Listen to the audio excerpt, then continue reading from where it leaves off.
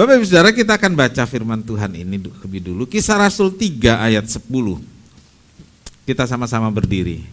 Kisah para Rasul pasal 3 ayat 10. Kita akan membacanya bersama-sama.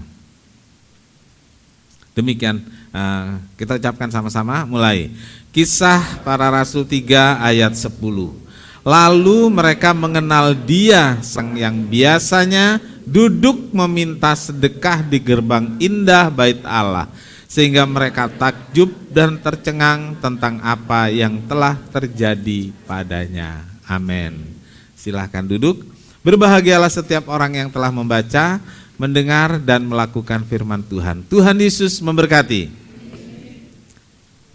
Saudaraku, kita sedang mendengarkan khotbah dalam minggu-minggu ini tentang setelah pencurahan Roh Kudus, apa saja sih yang terjadi? Ya, selain pemenangan jiwa-jiwa oleh rasul-rasul, juga ada tanda-tanda ajaib, tanda-tanda mujizat yang dinyatakan oleh Allah melalui pekerjaan murid-murid.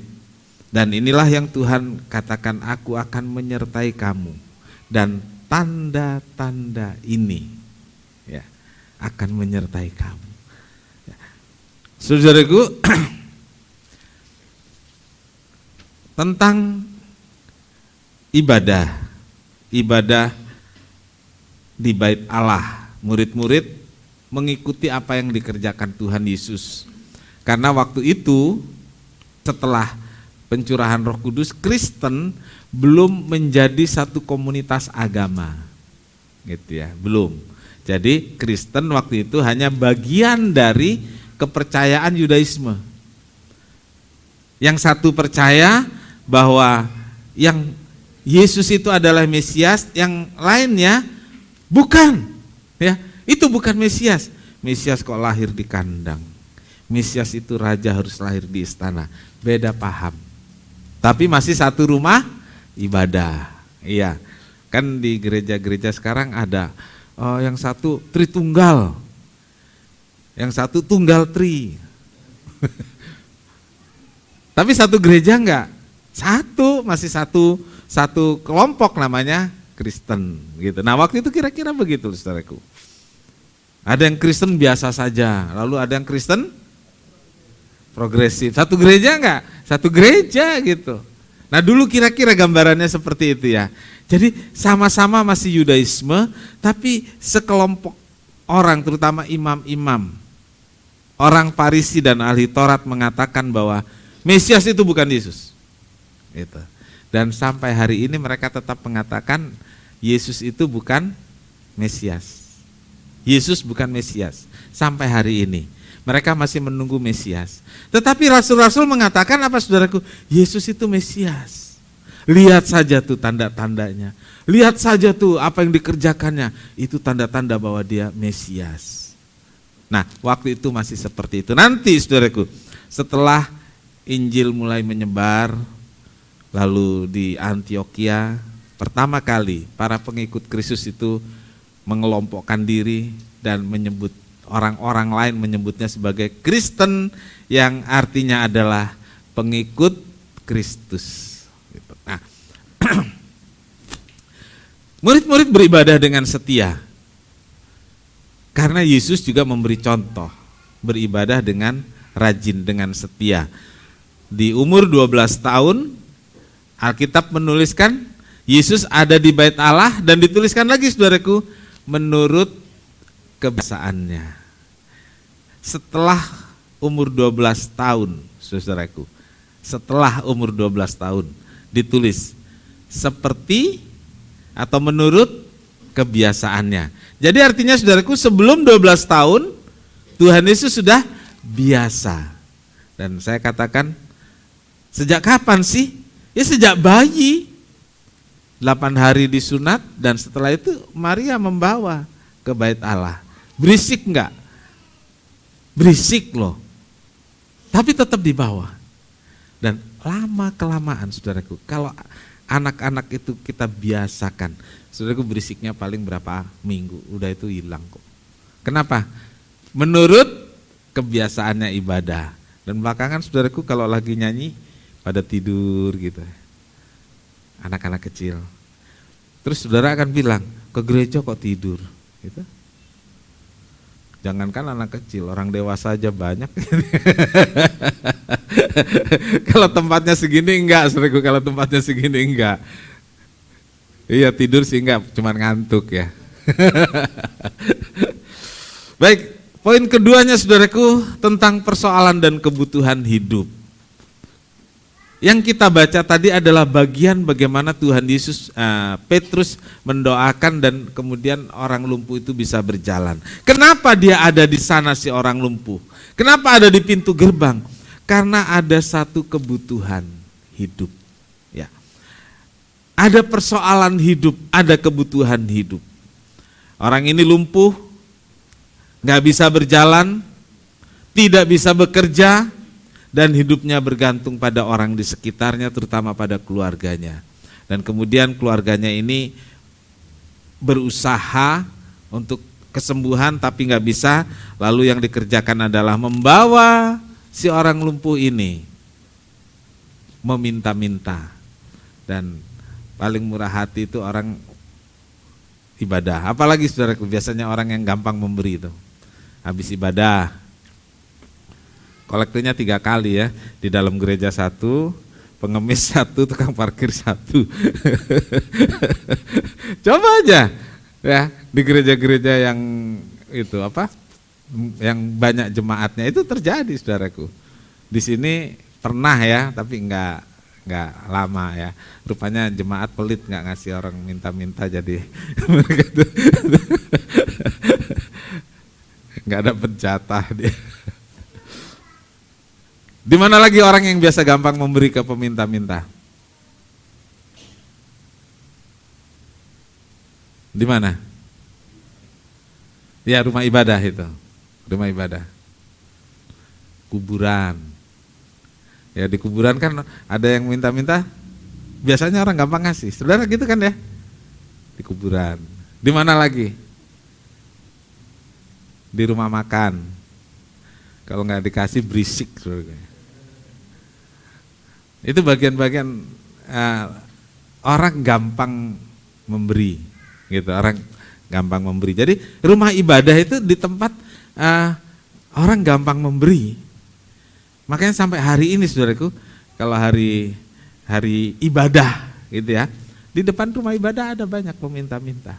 Nggak tahu mendidik atau enggak, itu saya nggak mempelajari, saudaraku. Ya, saya nggak mempelajari apakah itu mendidik atau tidak.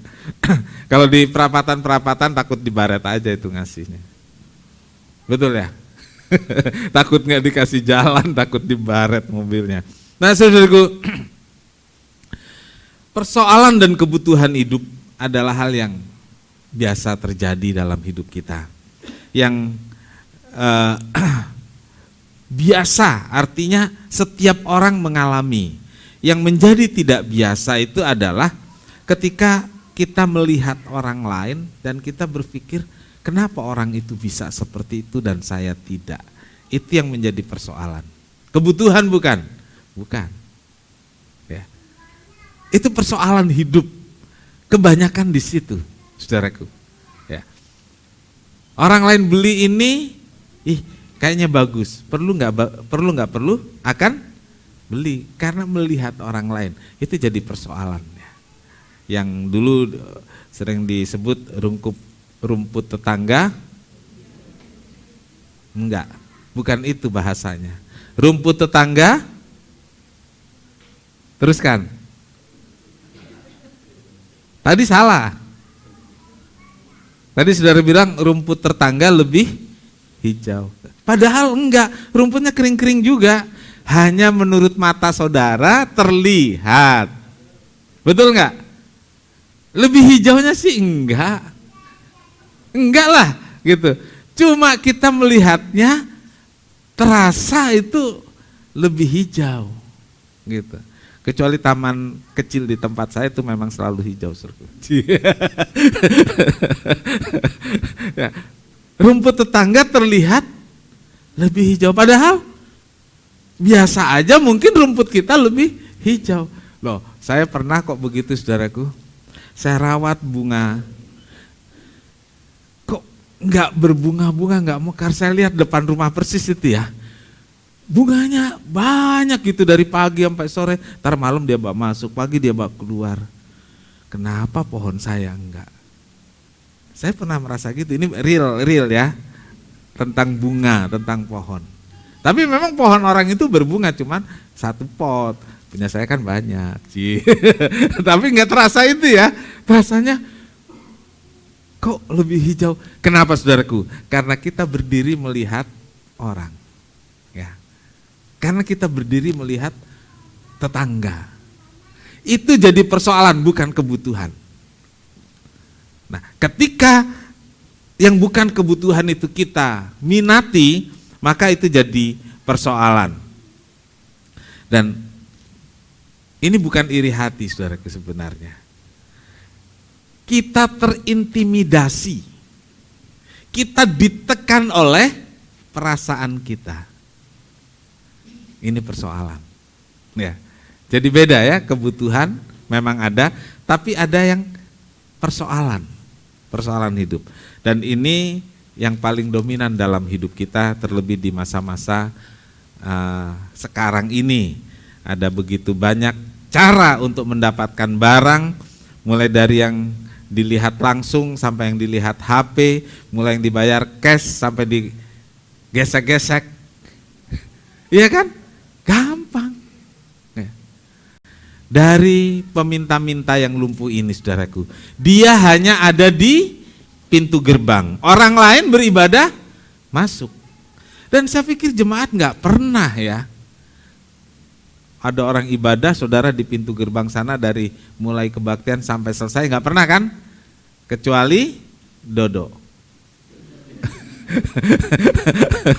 Ya, dia ada di sana terus ya. Tapi kalau namanya jemaat nggak pernah ya. Waktu ibadah dia ada di pintu gerbang, enggak. Kalau yang di pintu gerbang sampai ibadah mulai itu penyambut tamu, tapi kan kemudian masuk. Saudaraku, cara orang lumpuh ini mengatasi persoalan hidup dan kebutuhannya adalah dia ke rumah ibadah, dia ke bait Allah, tapi hanya di pintu gerbang. Ya, dia hanya di pintu gerbang. Saudaraku, pada masa sekarang ini saudaraku, ada memang orang-orang Kristen yang mengatasi persoalan dan kebutuhan hidupnya dengan cara seperti orang lumpuh ini, yaitu mereka hanya sampai pada pintu gerbang saja dan tidak masuk ke dalam bait Allah. Ini bukan secara fisik yang saya maksud. Ini soal hidup beribadah, ya, bukan ibadah secara ritual, paham ya? Tetapi tentang kehidupan yang beribadah. Kalau masuk ke dalam bait Allah, masuk ke dalam rumah Allah, artinya kita ibadah benar-benar beribadah. Tetapi yang saya maksud, mereka adalah orang Kristen, mereka beribadah, tetapi sebagai orang Kristen, mereka tidak melaksanakan syariat agamanya. Nah, kalau saya bilang syariat, saudara lebih ngerti ya daripada saya bicara hukum atau perintah Tuhan. Mana lebih saudara ngerti, perintah Tuhan atau syariat agama? Ya? Yang mana saudara lebih ngerti? Oke. Yang mana saudara lebih takuti? Yang mana? Saudara, kalau kita dengar syariat kita langsung ke sana gitu ya. Syariat agama tertentu, kalau salah dicambuk. Masa saudara lebih senang dengar lebih takut dengar perintah? Pasti lebih takut dengar syariat. Artinya sama, ya. Kalau syariat itu salah dicambuk. Kan ada yang menerapkan hukum itu di negara kita kan? Ya. Saudaraku, di gereja, di Kristen ada syariatnya enggak? Ada, saudaraku. Syariat agama itu adalah aturan agama. Syariat agama itu aturan firman Tuhan. Karena dibilang aturan, makanya banyak orang Kristen nggak suka taat. Tapi begitu dibilang syariat, nanti dicambuk, nanti dihukum Taurat. Itu seperti itu, saudaraku. Jadi saudaraku, orang Kristen yang ibadahnya, hidup ibadahnya hanya di pintu gerbang, adalah orang-orang yang tidak mau mentaati firman Tuhan sepenuhnya. Ibadah sebagai perintah ditaati, tapi aturan-aturan lainnya yang saya bilang sepenuhnya itu tidak. Jadi syariat-syariat agama itu tidak diikuti, tidak dipatuhi. Gak mau masuk ke dalam, ya, gak mau masuk ke dalam, cukup di pintu gerbang saja. Artinya orang-orang seperti ini adalah orang-orang Kristen yang, ya, kalau dulu orang bilang KTP saja, yang penting kalau ditanya agamanya apa? Kristen. Dari suku ini, oh pasti Kristen. Dari suku itu, oh pasti Kristen. Gitu.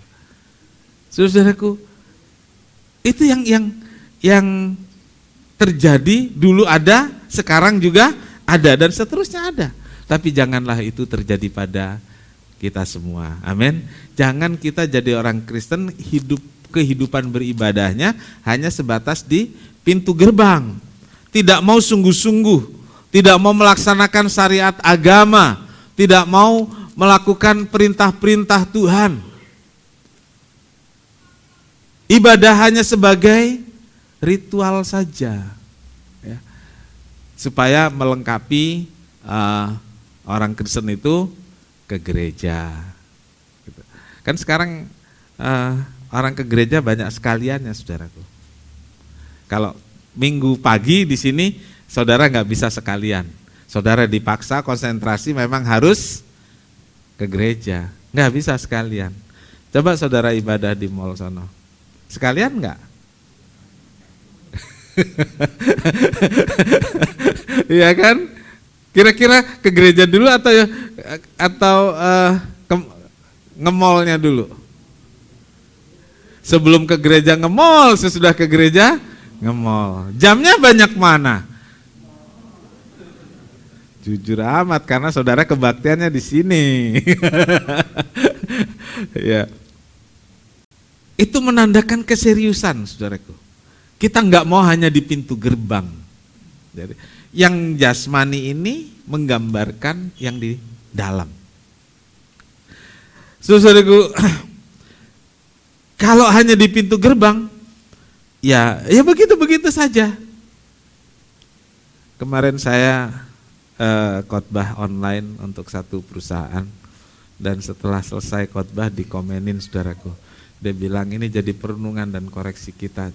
Kalimatnya saudaraku, iman tanpa kepentingan. Nah itu saudaraku. Iman tanpa kepentingan, ibadah tanpa kepentingan. Kepentingannya apa sih? Ya nanti itu khotbah minggu-minggu depan itu saudaraku. Sekarang tentang ibadah pintu gerbang dulu. Nah, ada orang yang senang hanya labelnya, ibadahnya pintu gerbang, ke gereja enggak? Ke gereja. Gitu. Orangnya di dalam, hatinya di pintu gerbang sono. Bisa ngelihat yang di sono, yang lewat bakso. Oh, mie ayam udah buka belum ya? Tapi ada juga begini saudaraku, yang kedua ini. Model yang kedua. Dia masuk ke dalam secara fisik. Dia masuk ke dalam gereja. Tetapi sebenarnya ibadahnya dia hanya di pintu gerbang. Ya. Masuk ke dalam gereja, tetapi ibadahnya itu hanya untuk mencari sedekah. Nah ini saudaraku, ibadahnya untuk mencari sedekah. Ya. Saudaraku, ada banyak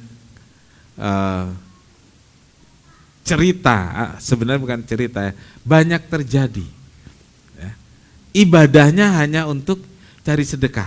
Saudara, di satu gereja, saudara, saya melayani orang yang ke gereja itu pada hari itu sore jam 5 mulai, sore jam 5 mulai. Dia sudah ibadah 5 sampai 6 kali. Ayo. Jam 5 sore ibadahnya sudah sampai 5 atau 6 kali.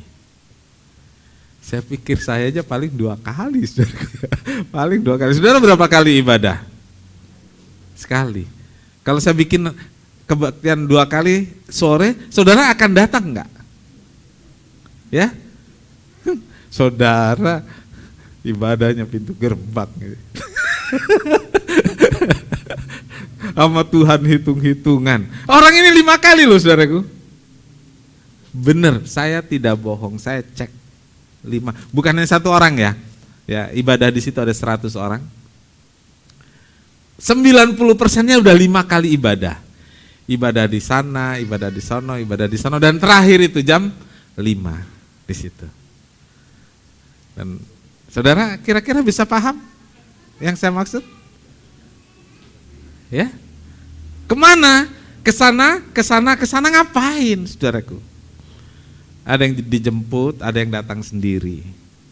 Kalau dijemput, sopirnya itu dapat 1 juga saudaraku. Asal isinya, angkotnya penuh. Gitu. Jadi ibadah memang ke dalam gereja, tapi hatinya pintu gerbang hanya untuk mencari yang jelas, mencari realnya apa sedekah itu? Saudara kalau di gereja sopan banget. Sopan banget. Dan itu terjadi, saudaraku, terjadi. Kalau ada yang kasih lebih bagaimana? Kalau kepercayaan lain kasih lebih bagaimana? Bisa. Gitu. Yang penting dapat yang dicari tadi. Jadi saudaraku, marilah kita bersungguh-sungguh ibadah. Jangan hanya ibadah di pintu gerbang.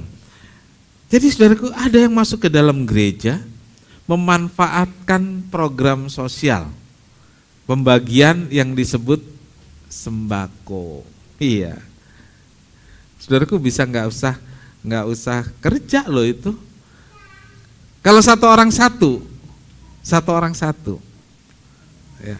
Pak Hibau 4 ya, 4 kantong. Berasnya berapa liter, indominya berapa liter, ya gulanya nggak boleh dihabisin tapi ya. Iya kan seperti itu. Hanya di pintu gerbang saja. Yang penting mendapatkan bantuan, mendapatkan sembako, mendapatkan ini dan itu. Atau saudaraku ini atau yang kelihatannya lebih rohani.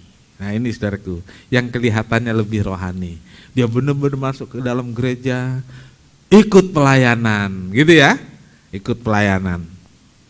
Tetapi saudaraku, ya dengan ikut pelayanan ini agar mendapat apa yang disebut PK. Ini bagian pintu gerbang ini saudaraku. Karena walaupun dia ibadah, melayani, tapi tujuannya adalah sedekah. Sedekah saudaraku. Jadi enggak semua memang orang yang melayani mendapat PK itu seperti orang mencari sedekah, karena ada memang yang full time. Ya. Di gereja hanya untuk pelayanan musik dan pujian, ada. Tapi ada yang mereka bekerja lalu di gereja dia cari yang ada bisa kasih PK. Ini pintu gerbang. Ya. Ini pintu gerbang, pelayanan pintu gerbang. Ya. Dia melayani musik, melayani apa? Tapi tangannya menadahkan begini. Pelayanan pintu gerbang. Dan seolah-olah pelayanan itu sebagai penghasilan tambahan. Besok-besok jadi penghasilan utama karena berhenti dari tempat kerja, karena waktunya habis buat latihan, saudaraku. Ya diberhentiin lah sama bosnya. Ya, akhirnya hidup dari sedekahnya itu saja, saudaraku. Nah, saudaraku, tentang ibadah pintu gerbang, jangan sampai kita tergoda. Karena ibadah itu, saudaraku, akan membuat kita hidup, akan membuat kita bertumbuh, akan membuat kita mengalami berbagai hal yang membuat hidup kita ini menjadi berwarna. Iya. Jadi saudaraku, jangan kecilkan arti ibadah. Dalam 1 Timotius 4 ayat 8, saudaraku, latihan badani itu berguna. Tapi ibadah itu gunanya sampai kekal. Seperti orang menabung. Ya. Seperti orang menabung. Tiap kali saudara ibadah, itu seperti orang menabung. Setiap kali saudara berdoa, itu seperti orang menabung. Setiap kali saudara menyanyi, itu seperti orang menabung. Satu hari, saudaraku, ketika saudara tidak lagi karena sesuatu hal, saudara sulit ibadah dan lain sebagainya, saudara punya tabungan tersimpan. Dan itu membuat kita sukacita. Itu membuat kita terhibur, membuat kita mengalami apa yang disebut damai sejahtera Allah memenuhi hidup kita. Saudara-saudaraku, lalu kemudian saudaraku, ada yang sebenarnya ada di pintu gerbang, tapi sepertinya dia begitu aktif dalam berbagai kegiatan dan berbagai pelayanan. Ini saya menyebutnya orang-orang yang sebenarnya berada di pintu gerbang, tapi pakai jubah pelayanan. Ya, dia nggak cari uang loh, dia nggak cari sedekah, enggak. Tapi dia cari sesuatu yang lain. Ya, dia cari apa yang namanya rasa hormat, pengakuan, pujian. Dia ingin dilihat nggak kalah dengan orang lain. Jadi pelayanan bukan buat menang kalah, saudaraku ya. Pelayanan bukan soal menang kalah, pelayanan itu soal hati kita kepada Tuhan. Sebenarnya mencari sedekah, mencari pengakuan di balik jubah pelayanan. Pelayanannya mungkin dari hati yang sungguh-sungguh, tetapi diikuti, dibarengin dengan sejuta harapan. Nah, ini dia saudaraku. Ya. Kenapa kecewa kemudian banyak pelayan-pelayan kecewa? Karena pelayanannya diikuti dengan sejuta harapan tadi.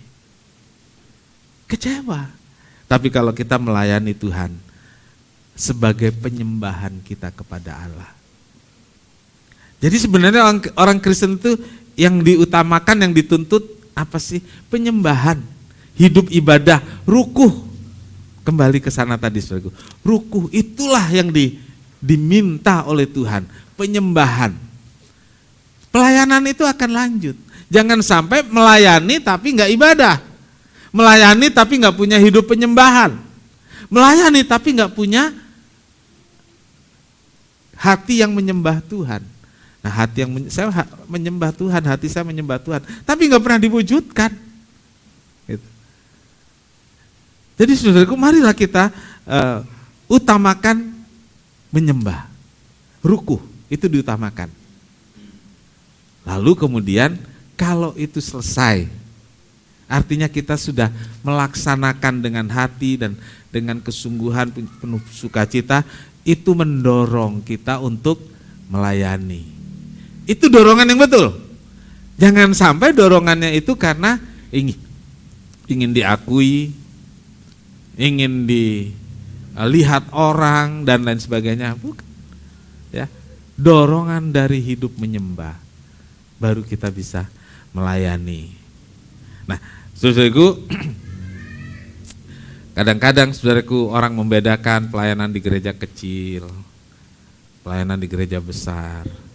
Saudaraku, itu terjadi dalam dunia pelayanan, apalagi saat ini saudaraku. Itu terjadi. Dan di sini tidak pernah terjadi. Dan setiap orang yang diberi tugas pelayanan itu adalah orang-orang yang memang mau melayani, orang yang beribadah dan mereka menghargai. Jadi saudaraku, kita lanjutkan apa yang baik di gereja ini. Jangan hanya di pintu gerbang, tapi masuklah ke rumah ibadah. Hiduplah menyembah Tuhan, layanilah Tuhan dan muliakan namanya. Amin. Tuhan Yesus memberkati. Kita akan datang pada Tuhan, mempunyai hidup penyembahan. Jangan hanya di pintu gerbang.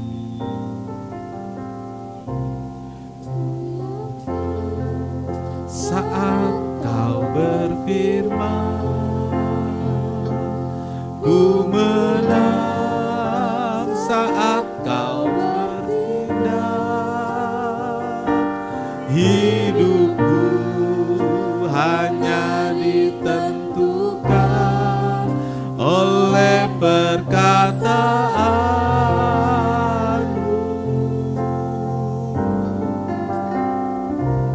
Ku amankan kau menjaga, ku menang saat kau bertindak. Hidupku hanya ditentukan oleh kuasa-Mu.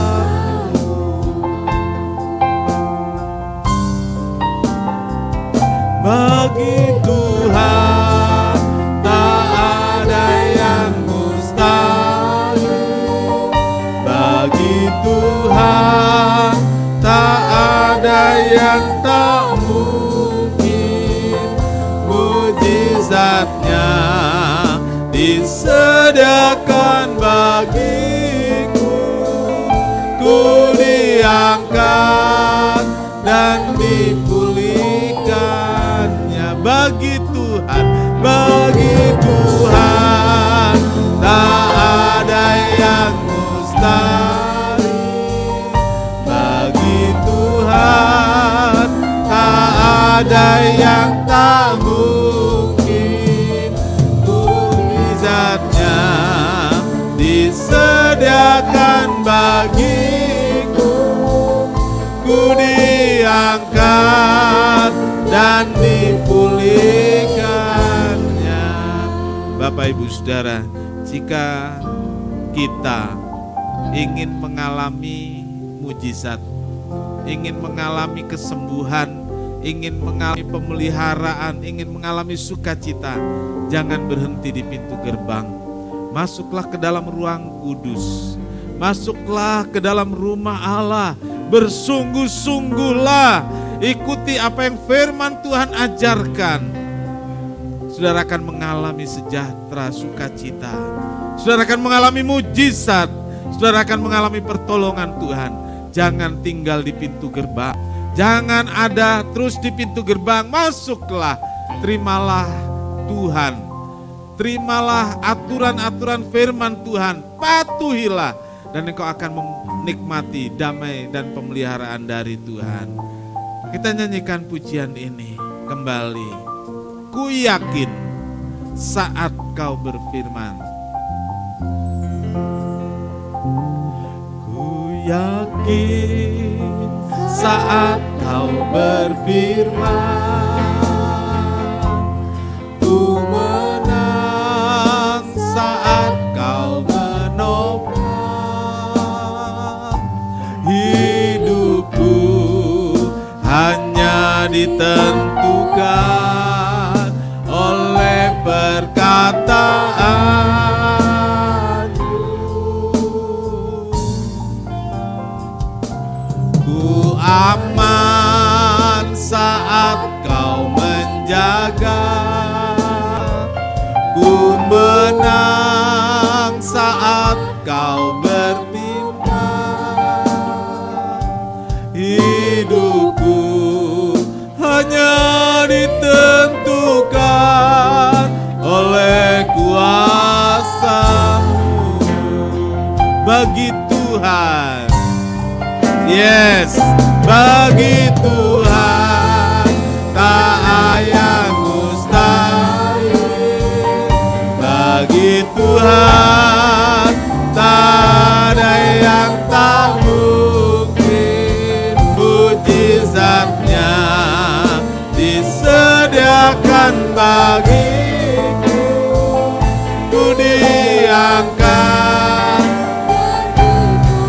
Angkat tangan kita, katakan bagi Tuhan tak ada yang mustahil.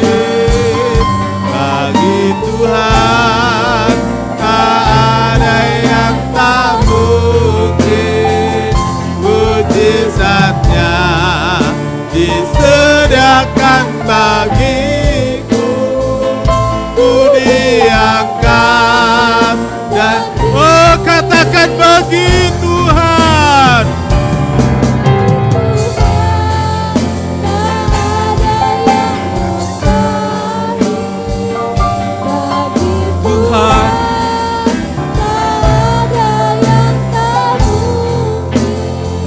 mujizatnya disediakan bagiku. Ku diangkat dan ku diangkat dan dipulihkan. Ku diangkat, dipulihkannya. Ku diangkat dan dipulihkannya. Haleluya.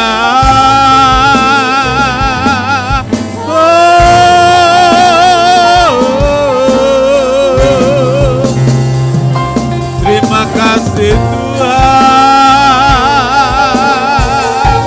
Terima kasih Yesus. Haleluya. Haleluya. Haleluya.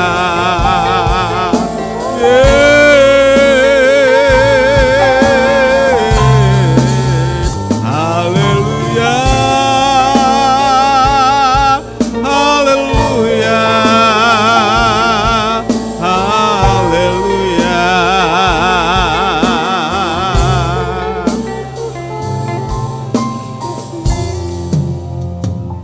Bagi Tuhan tak ada yang mustahil. Bagi Tuhan tak ada yang tak mungkin. Mujizatnya disediakan bagiku. Ku diangkat dan bagi Tuhan. Bapak Pasaribu pimpin doa. Tak ada yang mustahil. Bagi Tuhan tak ada yang tak mungkin.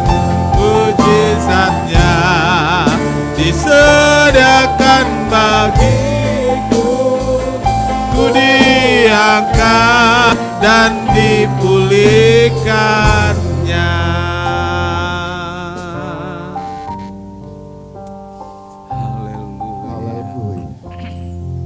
Haleluya. Bapa di sorga, dalam nama Tuhan Yesus, kalau hari ini kami ada, kalau hari ini kami ada, Bapa, itu semua karena mujizat. Kalau hari ini kami bernapas, itu karena mujizat. Kalau hari ini kami berdiri, itu karena Engkau menopang kami. Mari Bapa, ajari kami bersyukur kepada-Mu bahwa Tuhan yang ajaib itu ada saat ini di tengah-tengah kami. Ada menopang kehidupan kami, sekaligus membuka jalan bagi kami. Yang jalan berduri akan diratakan, dan kami berjalan bersama Engkau. Bapa di sorga, dalam nama Tuhan Yesus, kami percaya Tuhan, gereja ini akan bangkit. Gereja ini akan bangkit. Banyak jiwa dimenangkan karena Tuhan bersama kami. Amin. Karena Tuhan ada di sini. Karena Tuhan memberkati kami. Bapa, mari urapi para pelayan-Mu pagi ini Tuhan. Tambah-tambahkan apa yang menjadi kerinduan mereka. Terlebih hamba-Mu Bapa. Engkau tahu apa yang menjadi isi hatinya. Kami percaya mujizat selalu berjadi. Amin. Haleluya. Mujizat selalu terjadi di sini. Haleluya. Terima kasih Bapa di sorga. Berkati Tuhan seming belayaan pagi hari ini dengan kasih-Mu. Penyambut tamu. Bapa, ulurkan tangan berkat-Mu sehingga kami semua terus bersyukur dan bersyukur karena Tuhan yang menopang kehidupan kami. Bapa di sorga, dalam nama Tuhan Yesus. Bapa di sorga, terima kasih untuk berkat Tuhan dalam ibadah ini. Tuhan sudah memberkati, Tuhan sudah menolong, semua berjalan dengan baik. Tuhan sudah hadir di hidup kami, hadir di ibadah ini. Kami akan pulang, Tuhan sertai dan lindungi, biar Tuhan menyertai sepanjang hari-hari hidup kami, sepanjang minggu ini, saat anak-anak-Mu bekerja. Tuhan sertai anak-anak-Mu berusaha, dagang, tambal ban, atau bisnis yang lainnya. Tuhan memberkati. Bahkan kami juga berdoa agar ada anak-anak-Mu yang sedang membutuhkan pekerjaan. Tuhan Yesus buka jalan agar mereka mendapat pekerjaan sesuai dengan spesifikasinya, sehingga mereka bisa menikmati berkat Tuhan melalui pekerjaan tangannya. Terima kasih Tuhan, terima kasih.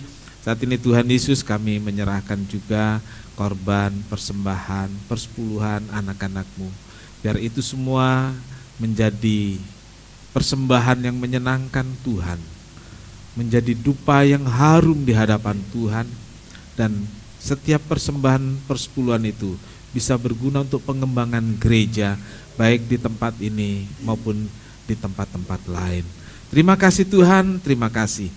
Biar Tuhan sertai dan pimpin kami pulang dengan selamat. Biar kuasa Tuhan melindungi kami semua. Tuhan memberkati engkau dan melindungi engkau. Tuhan menyinari engkau dengan wajah-Nya dan memberi engkau kasih karunia.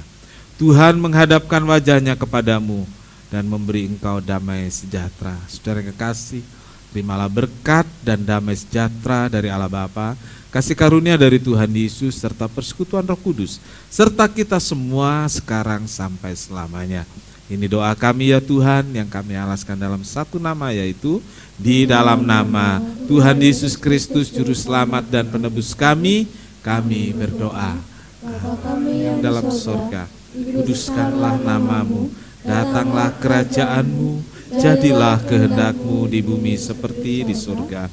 Berikanlah kami pada hari ini makanan kami yang secukupnya, dan ampunilah kami akan kesalahan kami, seperti kami juga mengampuni orang yang bersalah kepada kami. Dan janganlah membawa kami ke dalam pencobaan, tetapi lepaskanlah kami daripada yang jahat. Karena Engkau-lah yang punya kerajaan dan kuasa dan kemuliaan sampai selama-lamanya. Amin. Bapa, terima kasih.